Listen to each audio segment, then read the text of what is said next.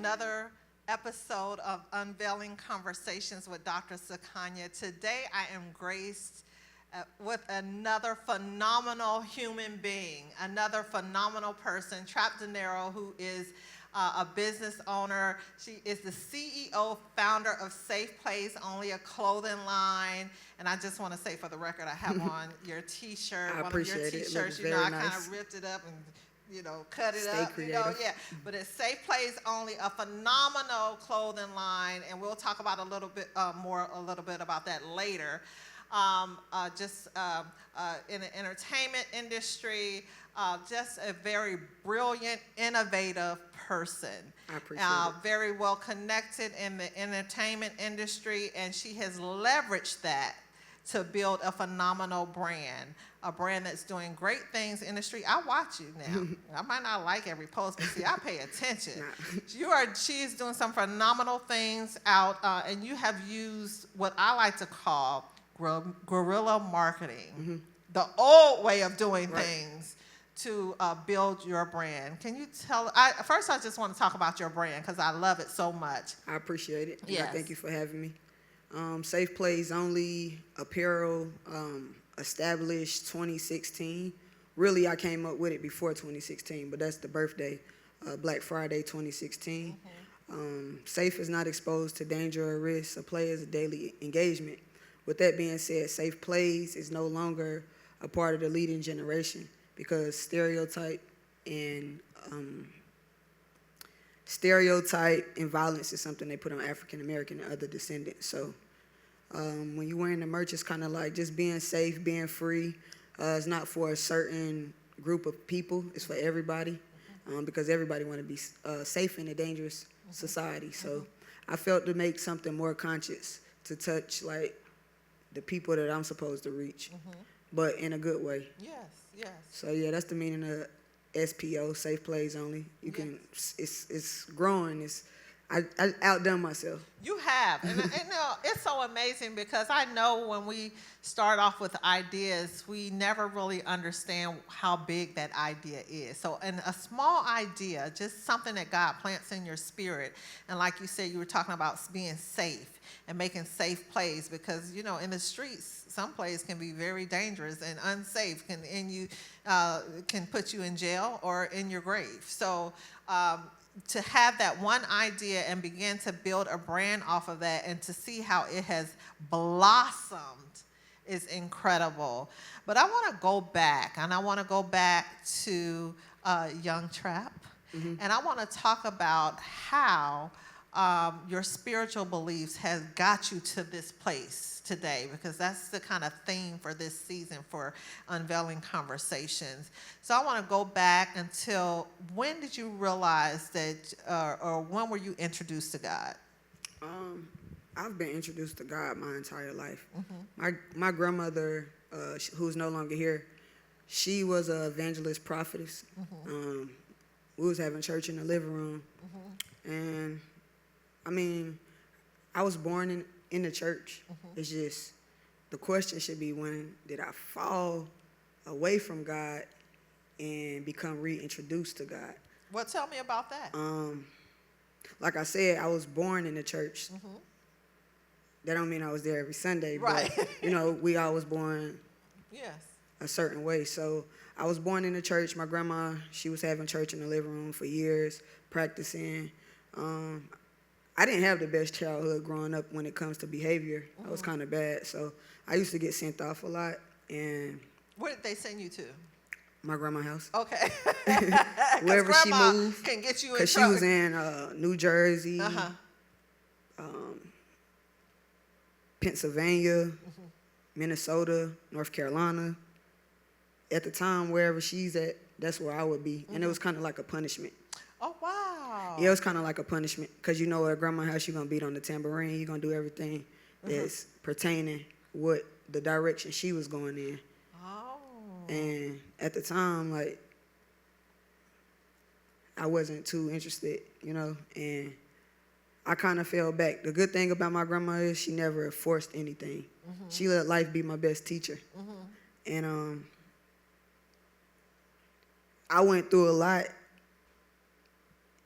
being the grandchild of a person who left behind three biblical schools, three Wow. churches and one biblical school. She left behind a church, well, actually 4 churches. She left a church in Minnesota, the Healing Ministry. She founded that in Minnesota, 2 in Liberia, and 1 in Pakistan. Wow. Yeah, and she left those behind. So she was so focused on her journey, she didn't have time to nitpick with one person or the family. She was a refuge for God. She was saving the world, saving other people. She always said, "You'll get it when you get it."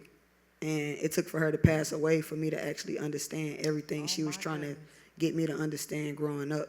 So even after she passed, like when she passed, I really didn't understand God then, because the type of things I had going on before, like when I disconnected with God, the type of things I had going on, to be honest, I was like, I lost all my friends before 30, like my main friends, like people that I hung with every day. You know, everybody got somebody who passed away. Yes. But these are people that's like my ride or die. Like we right rode here in the next car to together. you, We went to right. school together. We slept together. Oh my God. You know what I'm saying? So not literally, but you know, in the houses together. So losing people, losing myself at the time, because I wasn't operating in me and what I was raised up to be. So I lost myself. When I lost my grandmother, I lost my friends. I lost a lot. So that just created more pain. And I had no understanding, especially with her being like a woman of God. Yes. Me being, at the time, branched off of everything I was raised to understand. It took for death and a near-death experience for me to reconnect.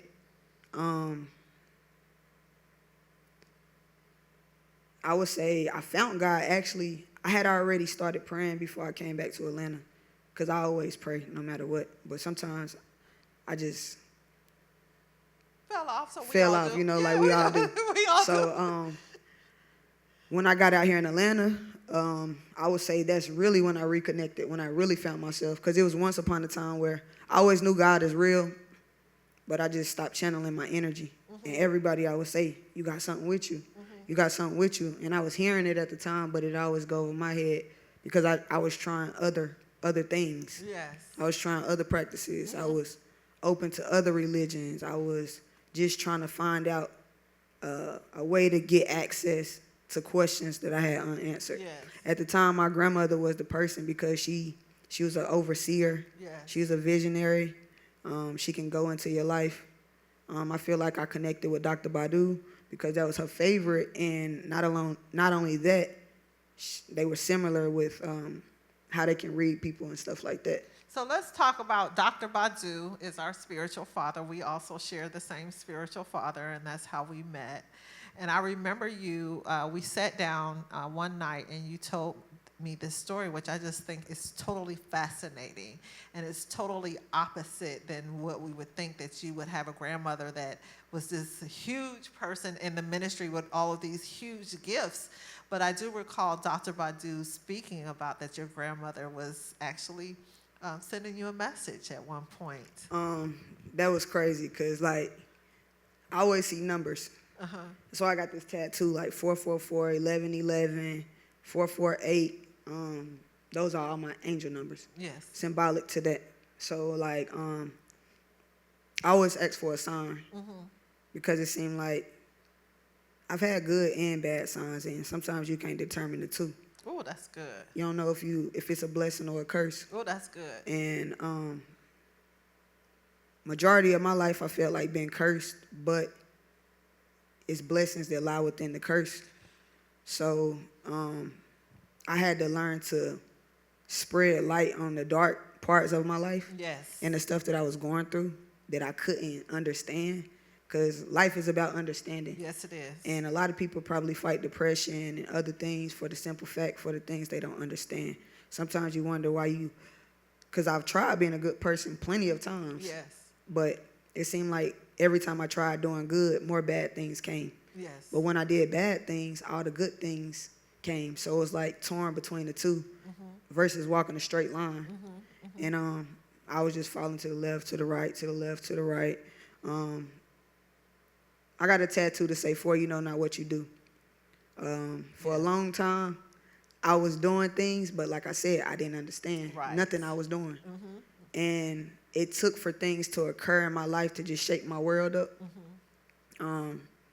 For example, one incident, I was out here. When I first moved out here, I felt like I was running from all my trauma. I moved to Georgia to start a new life. This was when my best friend, my last bro, I call him like my brother, he was shot and killed. He was shot and killed, and when he was shot and killed, I had a store in Charlotte. I launched my business in 2016.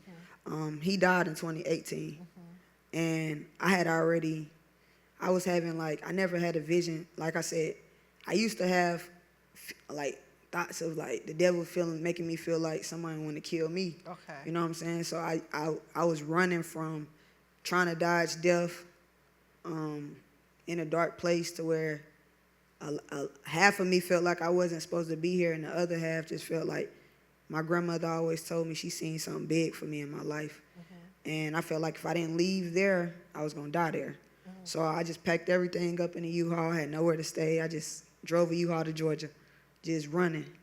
And at the time, me running, I was still fighting depression because I'm unhealed running. So I'm running to a place thinking I'm about to be healed, but not even understanding that all this come from inside. Yes. So I ran to Georgia, still depressed, but living in my normal being, my normal self. No one noticed. Yes. You know? So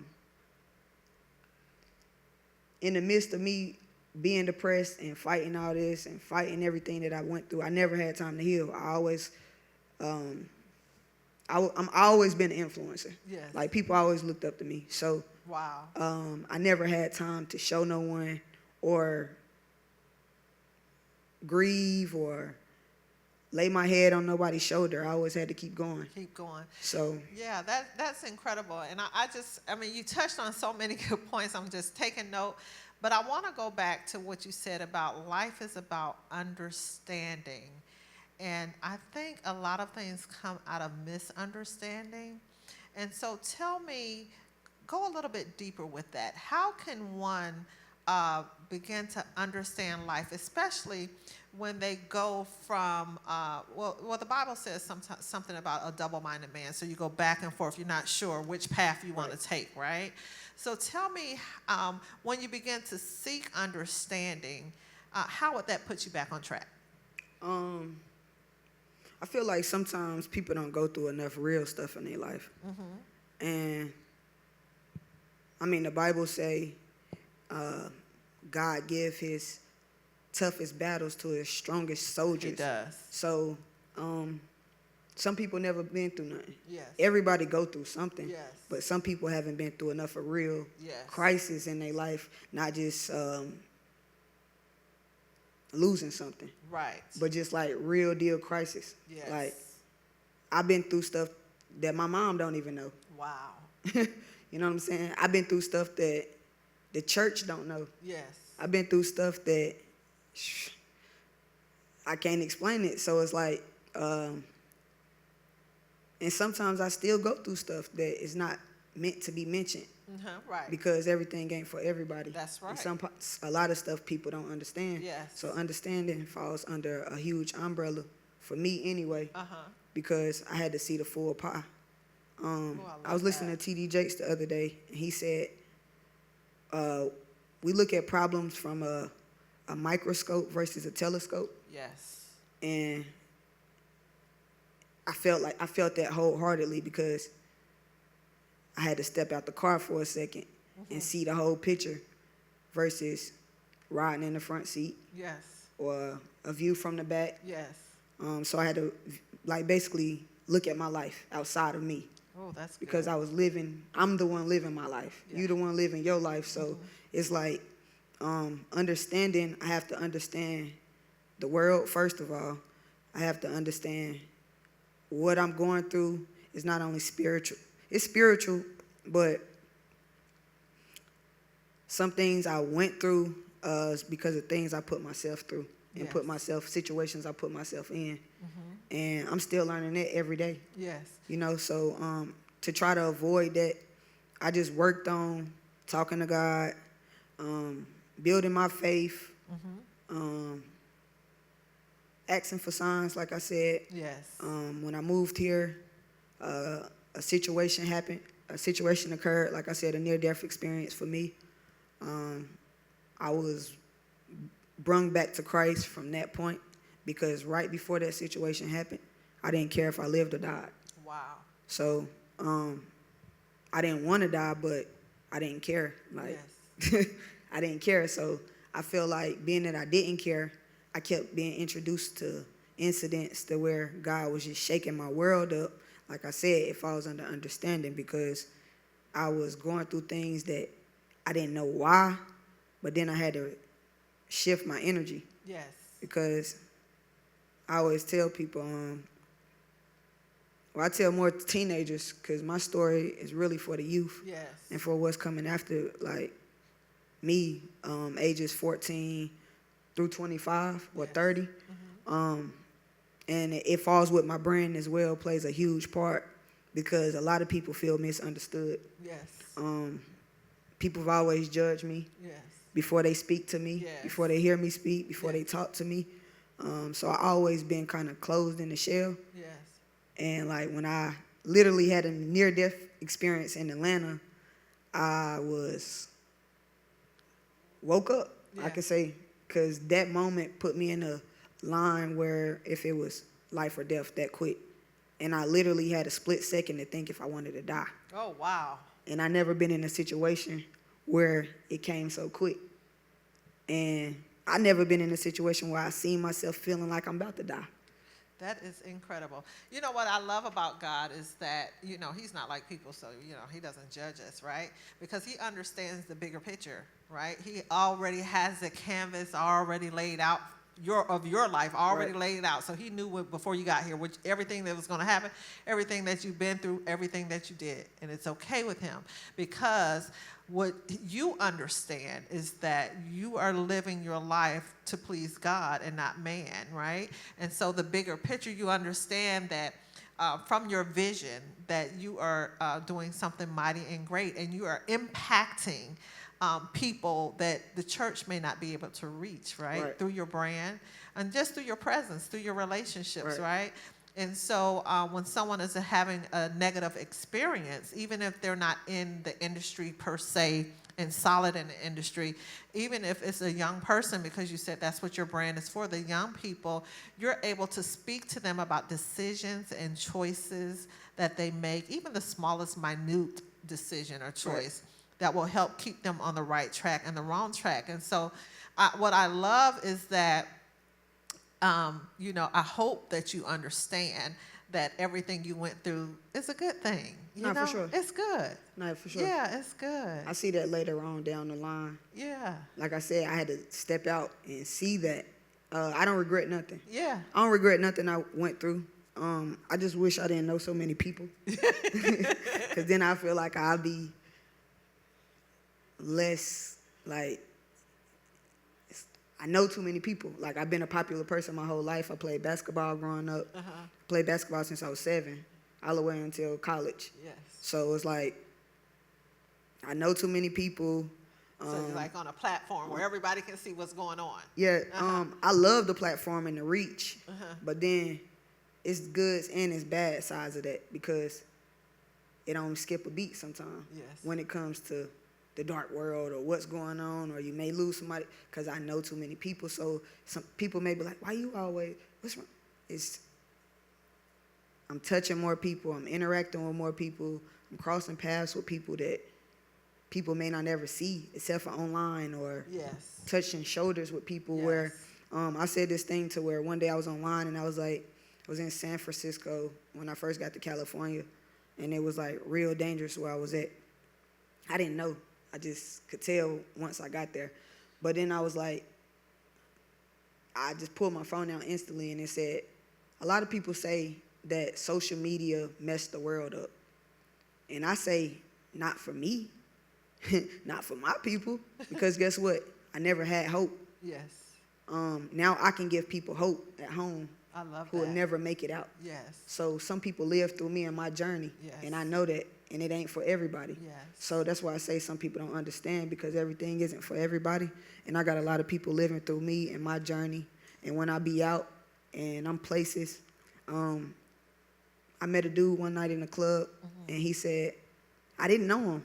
He just came up to me and whispered in my ear, and he said, God want me to tell you to take as many as photos as you can. Make sure you document your life. Take as many as photos as you can. And I'm like, what? And it was weird. And even me, I didn't understand at the time. And I'm like, why is he even? And then I wasn't really in social media savvy at the time. A lot of people take photos. You need to be on Instagram. I didn't even really know what that was at first. And when he said that, I wondered why he said that. But then it dawned on me later on that one day, I remember what he said, part of what he said. One day you aren't going to be here no more. Oh, wow. And everybody that's coming after you going to live through your photos. Oh, wow. They're going to live through your future. They're going to try to piece together your life. Yes. And growing up, I remember me trying to do the same thing from people who wow. passed. Oh, wow. That I barely remember, but I could remember. That's good, Trap. That's so true. So I used to look at pictures of me who raised me, who part of their life I remember. That is true. But VHSs or whatever it was, I try to sit back and I wonder how they was. Yes. So I look at my nephews and I say, one day I'm not going to be here. I don't know when, but I bet you just based off everything I've done right now, if I don't go any further in my life, they're going to have a whole lot of hope, way more hope than I had. Yes. Because nothing came before me that was like me. Oh, my God. So I said, even if I don't make it to where I want to be, I'm going to give them all the hope they need to make it to where they want to be just through hope. Because they're going to piece my life from, she went this place, she went that place. That's how I was with my grandmother. Yeah. She traveled to, 4 continents, several countries. And like I said at the time, I was young. I wasn't really into my grandmother's life. I didn't understand what she had going on. I didn't care too much until after. Yes. But then I said one day, when she died, I didn't know when she was living, she'd been to the Red Sea. I didn't know she read the pyramid. Oh, wow. I didn't know these type of things. So then I said, it's in me to do exactly the same thing, to travel the world. It's not in me to stay in one spot. It's not in me to do exactly what she did either, but it's in me to take the initiative to get out here, because I know blessings is everywhere. Everywhere. So I feel like by me doing what I do, even if some people feel like it's nothing, it's not for you. Yes. It's exactly for what I just said, for what's coming after me, for the people who going to look up one day and they're going to piece together my life and put my pictures together and see all the places I touch, all the people I touch, all the people who were something at the time, a part of whatever culture we made, the same way we looked up to hip-hop and all that stuff growing up. It's going to give a lot of hope. Yes. Yes. So I do stuff not just for money all the time. I do stuff for hope as well, and I Yes. do things to motivate people. Yes. And I didn't have the motivation that people say how I motivate them. I didn't have that. Like, I looked up to people, but I know who I didn't want to be like versus Yes. who I wanted to be like. Yes. So at the time, I really didn't have too many people I wanted to be like. I just know that I wanted to be somebody. Yes. So me creating a person that I'm not fully, I see it in my head, but I'm becoming. I'm not all the way there yet. I don't know when I'm going to get there, but, like, people gas me up all the time, like, and I be like, I got to take time to realize how far I came. I got to take time to thank God how far I've came. Right. To thank God that I'm still alive, and I'm Yes. able to tell a story, Yes. and I'm able to touch people. I'm able to create art, and not only that, when people put my brand on, they tell me things that happen, like good things. Yes. It's power in it, you Yes. know. It's power in the name. It's power in the brand, based on what it's connected to. Yes. Based on what it's came from, and based on my energy and what I'm putting out with pure intentions. Yes. So I feel like the brand is doing its own thing because that's what it's supposed to be. Yes. And I feel like what's for you is for you, no matter what. Yes. So I feel like the blessings that's coming to me now is for the good karma and God repaying me and showing me how real he is. Because like I said, when I believed, but I fell back from believing, it was bad karma Yes. because of what I was putting out. Yes. And it's a lot more that I got to do to receive. It's just I got to go around a little bit more places and touch more people with the brand, with me, with my energy, with my spirit. People that maybe a pastor can't touch, Yes. or a church might not be able to touch.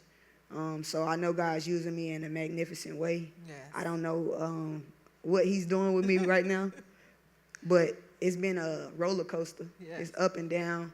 I've been doing good for real. I just got to stay focused. Yes. My bro who died, the last one who stayed focused and motivated, SFM, that was our thing. So me living in that energy and staying focused and motivated and being the last one to tell a story, I feel like I'm going to live a long time. I just got to stay out the way and stay prayed up, especially when I got a huge influence and I'm operating as an angel. Yes, you already in a Yes. crazy world. Yes. And then a world within a crazy world. Yes. So I can't go too far away from the church, no matter if I want to. Yes. Because I've already experienced things that people haven't.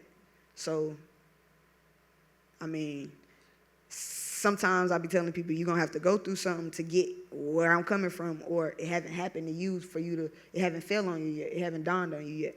Some people say I'm going to be like my grandmother, my mother. I don't feel like I'm going to be that deep in, like trying to be what she was. Right, but you can preach and teach in different ways. Just by sitting with someone, and one of your brand ambassadors, or just a friend, or just someone that you have a relationship with. You can preach and teach in many different ways. Right. Just by your example, just by your presence. It doesn't always have to be from a pulpit or inside a church. But what I wanted to talk about, because you talked about so many good things, but I wanted to touch on when did you discover? I know you said the clothing brand started in 2016, but when did you get the idea for Safe Plays Only? A lot of people don't know this, but I went to jail for 4 summers straight. Wow. And I was facing 4 years in prison, and I did a deferred prosecution program. At the time, and I was in programs and stuff like that. And at the time, I thought my life was basically over. I didn't see no future. I didn't have no hope. I didn't have no faith. I just felt like it was over. I was just living outside versus being in prison. That's the only thing, because they had a hold over my life. And I was in a program called SAIL. I was in SAIL for 4 years after the 4 summers. So that means I was in the system for 8 years. 8 years. And I was in the system for 8 years. I was in court-ordered mental health, a lot. And I put my mom through a lot, my family through a lot, based on what they represent and me doing what I do. So I was kind of like disowned at the point, I felt. I was just on my own, just doing whatever. I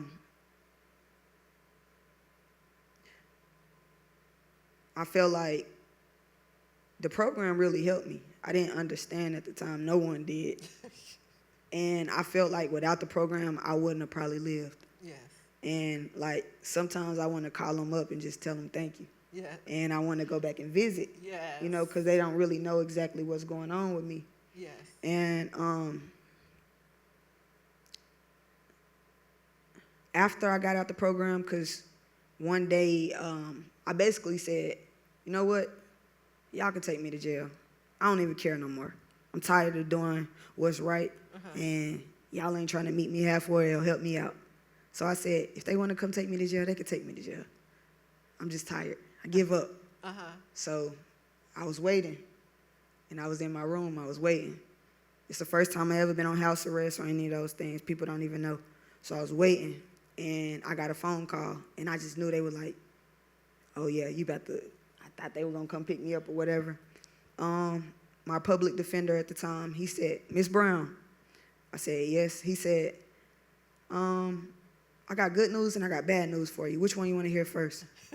And I was like, give me whatever. Yeah, tell me. Like, I was like, I want to hear the bad news. He said, well, the bad news is you went to high school with my daughter and you played basketball. Oh, wow. And I said, what? And I never knew. And I've been in this program dealing with him for 4 years. Oh, my gosh. And he said, you were actually a good kid, but somewhere along the line, you fell off track. He said, the good news is I got him to graduate you from the program. Wow. And I was like, what? And I'm just thinking in my head, like, wow. And then he like, you can come downtown. We're going to take the brace off. Yeah. And I'm like, I don't know where this is coming from. But even though I was doing good, like I said, it's hard to get back on track once you get off track. So I went through that. I graduated the program. I literally haven't been in no trouble since then, or even came in, like, I've had encounters with the cops like we all do, get pulled over type. But those type of situations I never encountered again. And when I started to get my life in order, because it was so off track at that point, to where I didn't even know where to start. And I was like, me and my friend was in the car one day, and we were just riding, and we was laughing and joking about all that we had went through and getting in trouble. And so I was like, safe plays only, or safe. We were trying to come up with the end part. Then I was like, safe plays. And then he said, only. We can only make safe plays. Oh, wow. And then I was like, yeah, safe plays only. That's it. And we didn't have no meaning for it. It was basically at the time off of feeling, off of situations. That's why the meaning is so deep. At first, it was just SPA, safe plays only, or safe plays apparel. I didn't know where I wanted to go with it. I was just getting T-shirts printed and stuff like that. It wasn't for sale. It was just for us in a culture. I was doing music. I was pushing a brand. So I was like, it's for a culture. It's for us. I never seen me selling clothes, or I was making clothes, but I didn't see me selling them. Right. And the brand had started to get out because I had a lot of friends. And I was only making shirts for my friends. Wow. And everybody started saying, oh, I want one of those. Yes. And I remember one time this was my first pop-up shop, and I wasn't even a part of the event. Somebody invited me. They're like, yeah, it's a bodega. It's mad people out here. They're selling merch. And I knew one person with a table. And they was like, you can come bum at my table. And I was like. And then you started to vend. I went there and I brung my shirts. I had a whole trash bag full of crew necks, about 100 of them. And everybody in the building like was looking at me because I didn't have a table. I just had the bag at the end of his table. And he had his whole setup. He wasn't trying to really share with me, but he invited me, so I took the initiative to come. And a lot of people, based off popularity, just start coming up to me. And they was like, how much? And I just was like, $30. And people started taking a photo with me, and I sold my first tee. And that night, by the end of the night, I outsold everybody who had a table. Oh, my goodness. So I sold the whole bag. Wow. And it was unbelievable to a lot of people. Because at the time, the T-shirts that I had, it kind of stirred up a little clout. Plus, I had prerogative. I had safe play. It was under safe plays, but at the time I had some prerogative language on it. So kids was wearing them to school. They were like, they can't wear the school tees. They were banning the shirts. So everybody talking about it around. And from that point out, I started making clothes for other people and myself. I really pushed Safe Place harder because people wasn't investing in themselves. And my first shop was for people to print T-shirts because I spent so much money getting these shirts printed at the mall. At the time, I'm spending $25 for the print, plus $7.99 to $10 for an H&M shirt. Wow. That wasn't even mine, Yes. you know. So I'm doing the shirt plus the print. I'm not making no money. I didn't even understand business. I'm just doing it. Right. And I was doing it because people wanted them in demand. I wasn't doing it for the profit at the time. Yes. Of course, I was just getting a name out here. Right. And the names just start trickling. So everybody like, oh, I want a Safe Play shirt, or I want to support you, or I want to. And I did. I said, all right. I got fired from my last job, and I was trying to figure out what I'm going to do because I had a record, criminal background. I was tired of working for people and they turning me down, or they telling me, oh, we got to let you go or whatever. Yes. And I had lost my place, and my boy who's no longer here, I slept in his studio for maybe 6 months. Oh, wow. And then I stayed at a friend's house on a couch like this for another 6 months. Wow. Sleeping up every night, like Oh, with my my head gosh, back. like this. Yeah, for 6 Oh, months. wow. So the whole summer, everyone was out having a good time. Pools, parties. I'm saving up anything that come to me, or I'm working and I'm saving. But in the midst of me saving, I had already had the plan to get to shop and do whatever I need to do. So I'm doing that, and I'm like, made a plan. I had a list. I couldn't afford nothing on the list, but I said, all right, I'm gonna work this whole list. If I can check everything off on this list, then I have everything I need. Oh, I love that. So I created the list. No one knew about it because they was gonna laugh with my situation because they didn't believe. So I checked everything off the list by the end of the summer. I got denied, of course, for the space that I was looking for at the commercial space because I didn't have a good credit history. But you tried. But I tried. And when I went in there, I took a photo as if I got approved for it. Oh, wow. And I put it on Facebook. And everybody was saying, congratulations. And I didn't even get approved. So I was like, what am I going to do now? Because I put this out here. So I asked my aunt, I said, can you apply for this spot for me to do a store? And she's like, I ain't put none of my credit down. I'm like, Aunt Rhonda, please, you're the only person who believes. Like, please, I don't want to get in no more trouble. I'm going to do right. She was like, how you going to pay? I was like, don't worry about that. Just, please, it's not that much a month. It's under $1,000 with everything included. She was mad. Her face was tight. But I wound up having her do it. And she got approved for it. Wow. And I was like, oh, shoot. That's seriously faith in action, because you didn't get approved. I didn't see nothing. But then you went in another direction, right? Sometimes God will show us something and we'll say, we'll claim it, but sometimes we have to go around the back door in order to come into the front door. Right. So I didn't see that coming my way. I got approved. We got the offer letter in my email, and I was like, oh, I don't even understand. I don't know how I'm about to build this out. So, like I said, I had the checklist already. I was working for stuff. I found a fixture store far out. I drove hours. Everything in there was they were going out of business. So I asked her, did she do layaway? And she said they don't because everything's so cheap. But for me, she will. And I chose everything I wanted in the store for my store. Wow. And the price didn't come out to be crazy. So I was like, all right, I'm going to give her all that I have. She don't know what's going on with me. So I'm going to figure out a way to pay this down.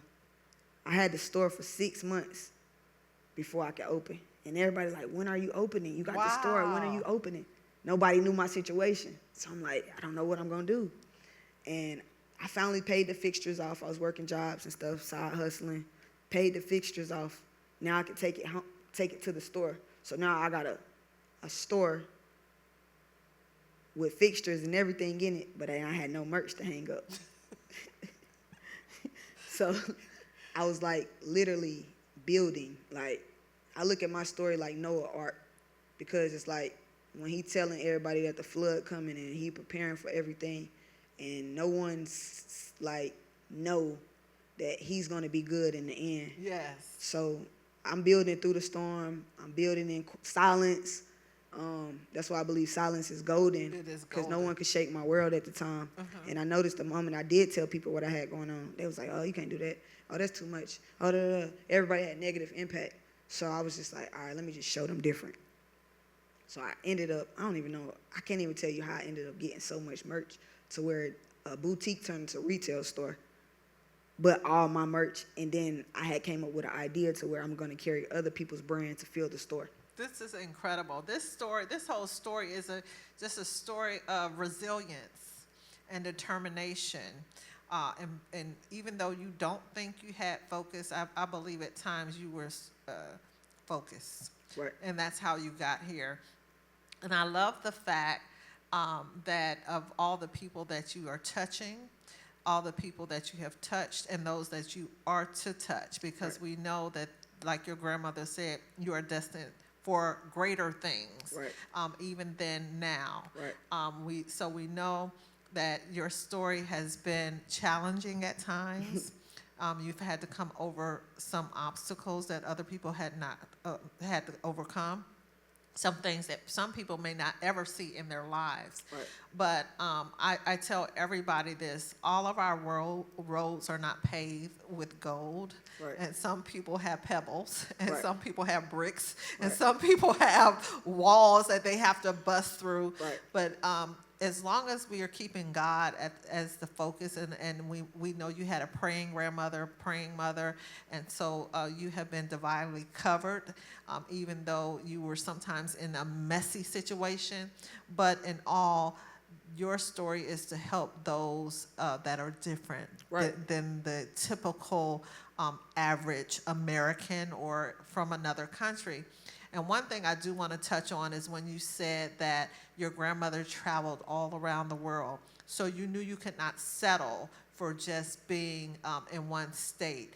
And I want you to speak to people as we close about just being closed-minded in their own little city and don't want to move and go outside of that city. And, you know, I've been around the world as well. Why is it important to venture out? I got a little saying that say, I can't live in a box unless I made it.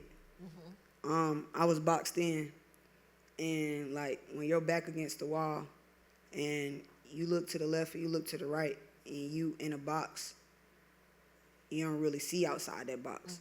All you see is obstacles and problems that's in front of you. Going outside that box, and people with closed minds, I feel like when you open your mind, you open to receive all the things in the land that belong to you, not just in that space or that area. You could be somewhere where your blessings aren't. And for a long time, I was operating in a place where it wasn't for me. So I feel like I was hustling backwards. And the moment I started to branch out, I started to meet the right people. I started to encounter the right situations. So I feel like people that's closed-minded and only see things from one side, I can't really relate to. Right. You know, I can't. I don't see myself relating to, because, like I said, you gotta see things, in my opinion, from all angles. All angles. Yeah, you can't just see something from your point of view, because we can be looking out those same window and don't see the same thing. Yes. Literally. Yes. I can be like, look at that, look at that, look at that, and you still won't see Perception is it. key. Perception. So Yes. I just felt the need to step outside, literally to stay outside for my entire life, until my dying date, because I feel like certain people are for certain things, and certain people have certain purposes on their Yes. life and things that they're supposed to do and places they're supposed to be at a time, to where if you close-minded, you're going to miss out on the blessing, because your blessing might not have been there. Yes. You supposed to be here at a certain time or anywhere in the world at a certain time, and you supposed to meet a certain person or a certain someone, get a certain information or knowledge that you may miss out on by playing it too safe. Yes. So me stepping outside the box, and anybody that's closed-minded, I always say, open up your mind, open up your eyes, whether if it's your religion, Yes. relationship, finances, because we scared to take risks. Yes. And risks are so very important in life, right? But you want to make sure that there's safe risks, right? For Right. sure. So we want to make safe risks. But risks are very important. And I just think you have had a colorful life. And I love color, because we don't want it just black or white, right? We need people who understand all dimensions and can talk to someone on the street corner, talk to someone in the entertainment business, talk to their neighbor, talk to their colleague on a job, just a Right. regular worker because you've had regular jobs. Right. Or you can go all the way to the White House. So you understand how to relate on all levels because you've not been boxed in and you've allowed yourself the experiences, right?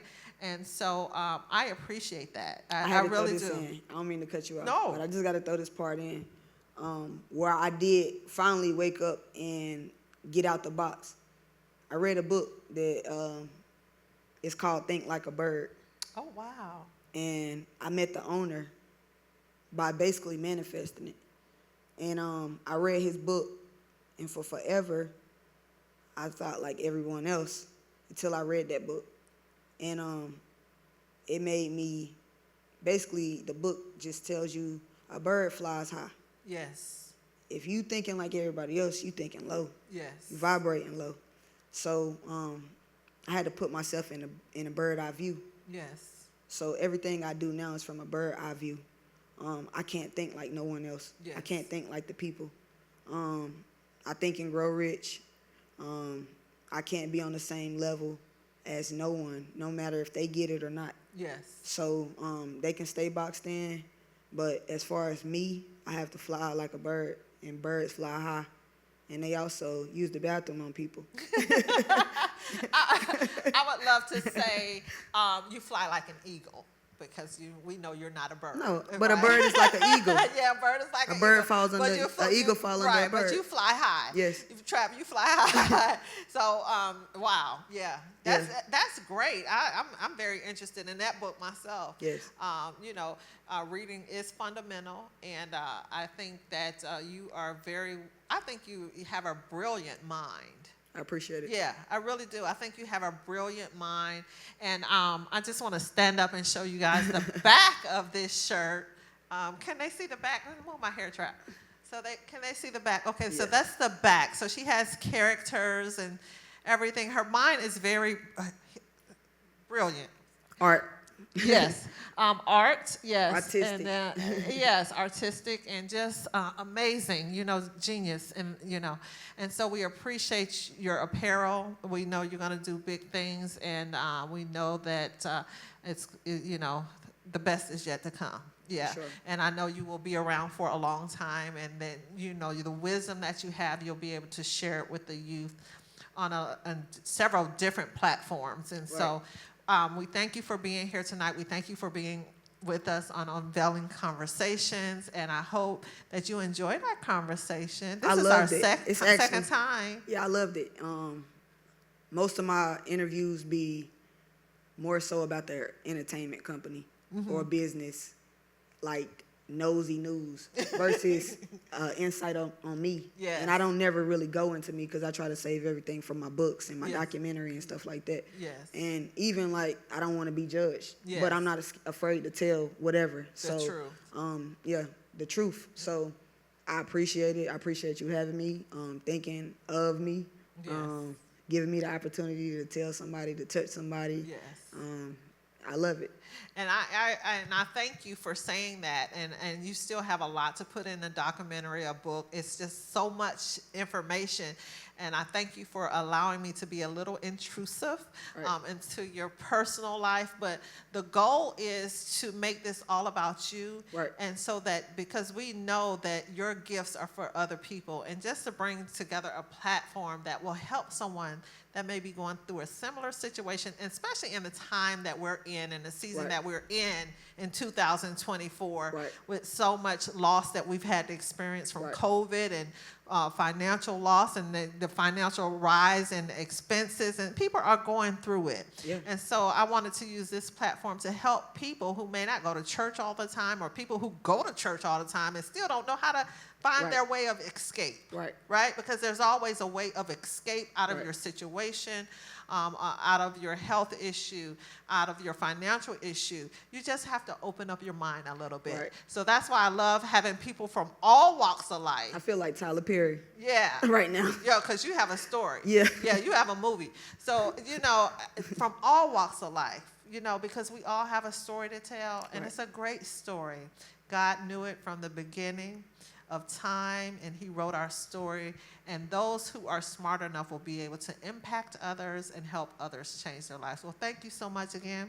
I appreciate I it. certainly am so grateful from the bottom of my heart, because I know how special you are. So appreciate thank it. you for saying yes to me, okay? I appreciate it. Thank you all for watching another episode of Unveiling Conversations with Dr. Sakonja. Have a good night. Thank you, Trav. Thank you.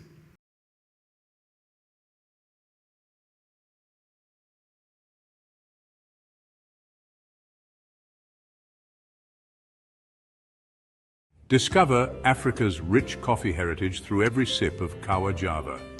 Narrator, did you know that coffee is native to East Africa's Uganda? In the 1800s, before coffee was known as a beverage, Ugandans would chew sun-dried coffee beans for a caffeine kick. Fast forward to today, and coffee has become a commercial crop with deep ceremonial significance among the many tribes of Uganda. Ugandan coffee is extraordinarily tasty, with hints of nuts, chocolate, and a host of other natural flavors that are sure to entertain even the most discriminating palate. This is why both coffee lovers and Ugandan coffee farmers have strongly encouraged Kawajava to import Ugandan Arabica berries. Company founder Annette Nanziri often received overwhelming requests to bring coffee back to the United States whenever she traveled to her native Uganda. Out of this spirit, Kawa Java was born, aiming to bring the best in organic, sustainable coffee to local roasters and retailers in North America. During her time in Uganda in 2007 and 2008, Nanziri became intimately involved with the entire coffee farming process, from planting to harvesting the coffee berries. She also got to know and understand the quality controls in place thanks to the Uganda Coffee Development Authority. By working closely and directly with local farmers, Kawa Java seeks to improve the economic and living conditions of these communities while providing the highest quality products a coffee consumer could desire. With every sip of Kawa Java, you're not just enjoying a delicious cup of coffee, you're also supporting sustainable practices and uplifting the lives of Ugandan farmers. So if you're looking to savor the essence of African coffee from farm to cup, look no further than Kawa Java. Discover the rich coffee heritage of Uganda with every sip. Your daily ritual just got a whole lot more meaningful. Thank you for watching. Don't forget to like, share, and subscribe for more coffee stories.